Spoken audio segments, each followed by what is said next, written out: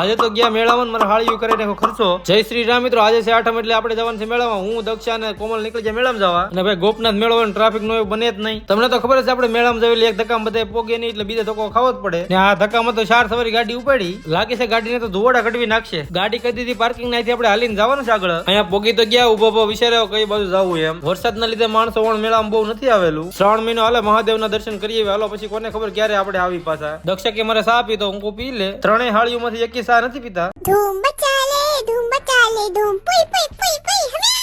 મને કે કેમ છે હું મારે તો સારું છે પણ તમારે આ વિડીયો જોયા પછી તમને નહીં સારું રહી. ઉપરથી ગોપનાથ મહાદેવના મંદિરનો નજારો કઈક આવો છે. શ્રાવણ મહિનો હાલે દર્શન કરવામાં ટ્રાફિક બહુ જાજુ છે. દર્શન કરી લીધા ને હવે આપણે જવાનું છે દરિયા કાંઠે. જોઈ લ્યો આ છે ગોપનાથ નો દરિયો. ઉષા પાયો અને કોમલ ને બધા કે મારે ખાવી પાણીપુરી. ખાઈ લ્યો, અમારે તો કઈ ખાવાની છે નહીં. દક્ષા ને ખાવાની છે ભેળ એટલે વાટ જોવે છે. ભેળ ની ડીશ આજી જોયામાં તો બહુ મસ્ત લાગે. ખાઈ પછી ખબર પડે કેવી છે એમ. દક્ષા કે મસ્ત છે ને દક્ષા ને મજા આવી. પછી તો મેન દક્ષા ઉલ્લે 10-12 કિલો રીલ બનાવી નાખી.